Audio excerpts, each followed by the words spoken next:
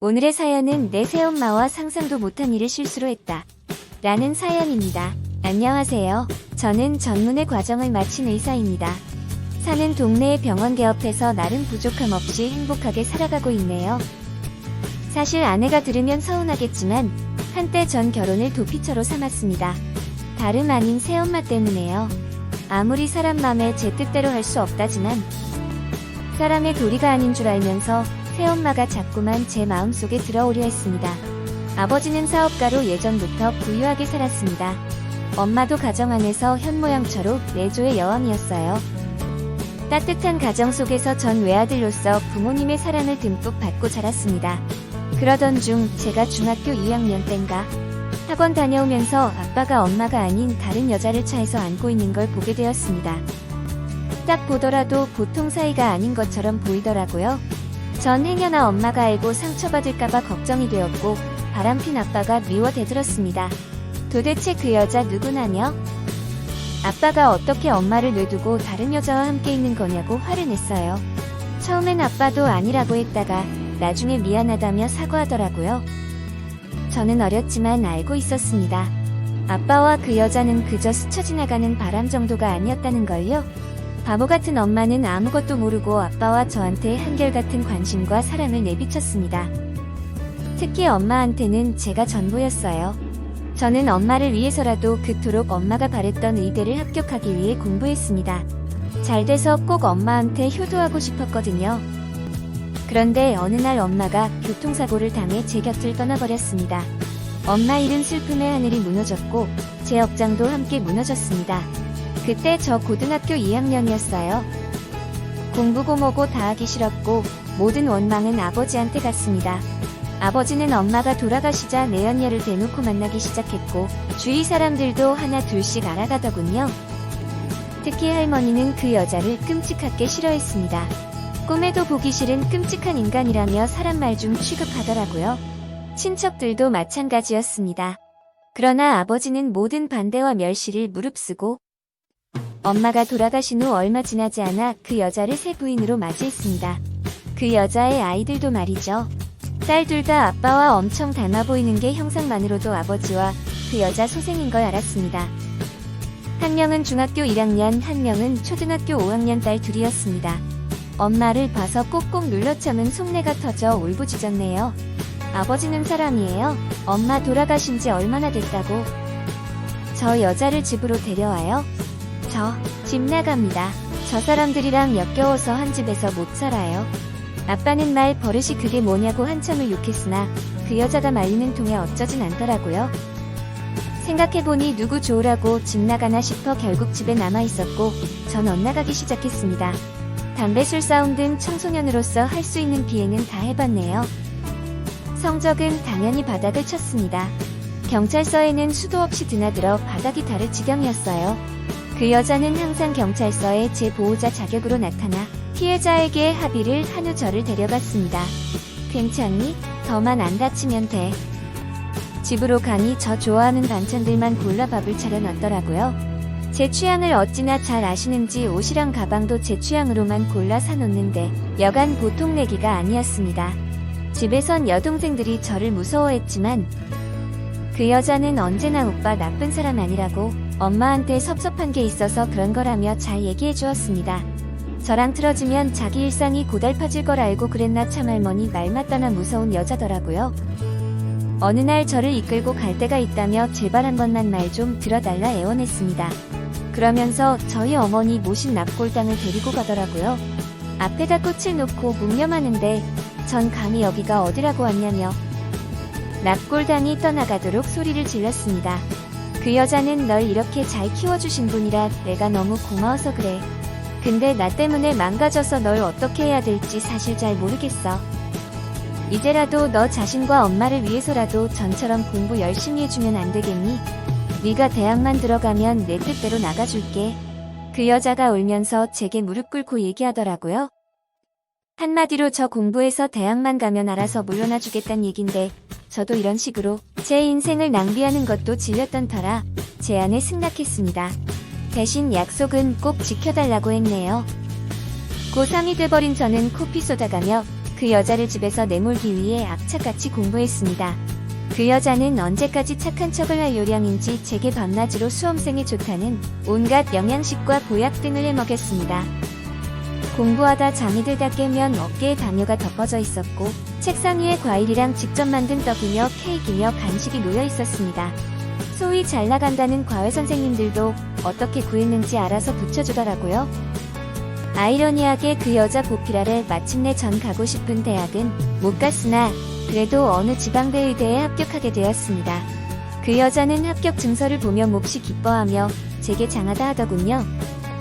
약속 지켜줘서 고마워. 공부하느라 수고 많았고 나도 이제 약속대로 나가줄게 라고 했습니다. 그런데 이상했어요. 막상 그 여자가 나간다 하니 속이 시원할 줄 알았는데 마음이 뭔가 답답하더라고요. 전 어차피 지방대를 가니 내가 나가서 안 보면 되니까 그냥 갈 데도 없는데 집에 있으라 했습니다. 그 여자는 울먹이며 딸들과 함께 고맙다고 제게 말하더라고요.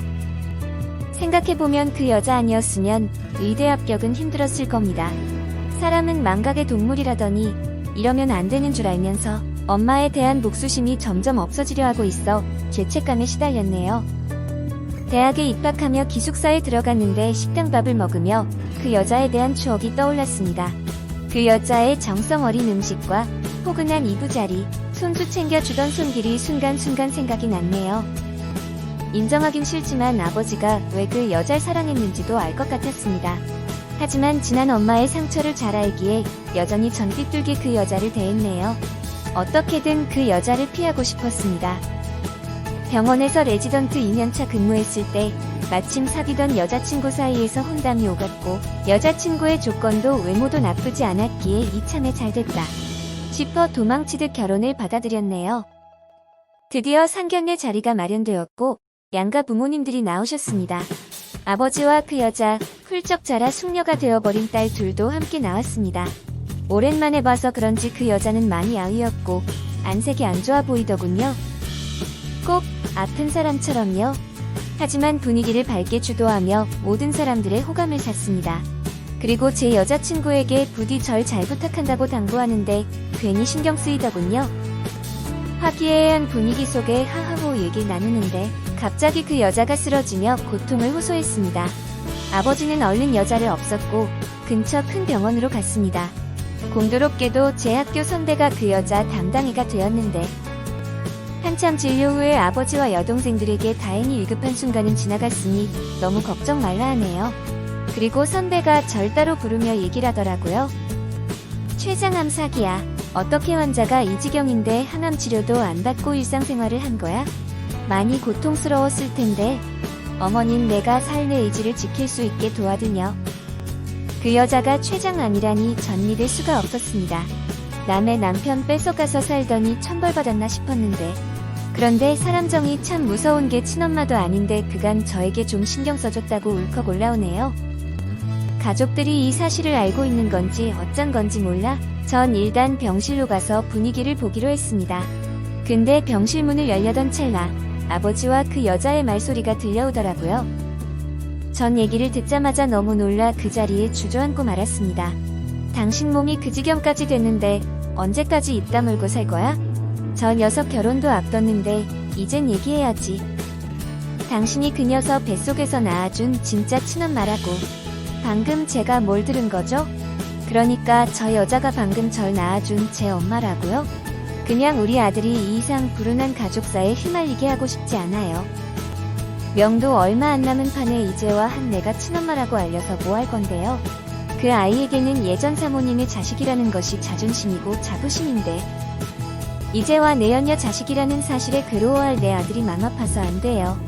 제발 그것만큼은 지켜줘요. 그 여자가 아버지 품에서 울었고 전 온몸이 후들거린 채 겨우 일어나 병실 문을 열었습니다. 충격적인 저의 얼굴을 보며 그 여자는 이내 저를 보며 심하게 흐느끼더라고요.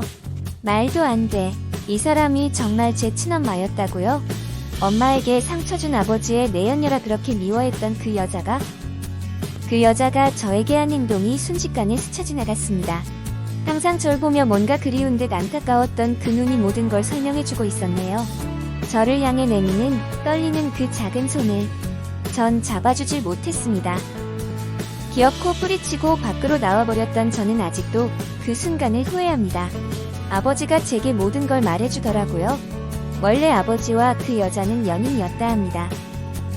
사랑해서 결혼하려 했는데 부유한 집안의 아버지네 집안은 평범한 그 여자를 반대했고 사업 승계를 빌미로 아버지에게 집안 좋은 여자와 결혼을 시켰다고 하네요.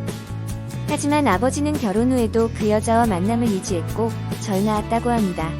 그런데 그 사실을 안 제가 엄마라고 알고 있었던 분은 절 데려와 아버지 호적에도 올려주고 자기 자식으로 키우는 조건으로 아버지와 헤어지라 했다 하네요. 호적 때문에 그 여자는 절 포기하고 약속대로 헤어진 후 다른 남자 만나 결혼했다고 합니다. 딸들은 아버지 자식이 아니었던군요.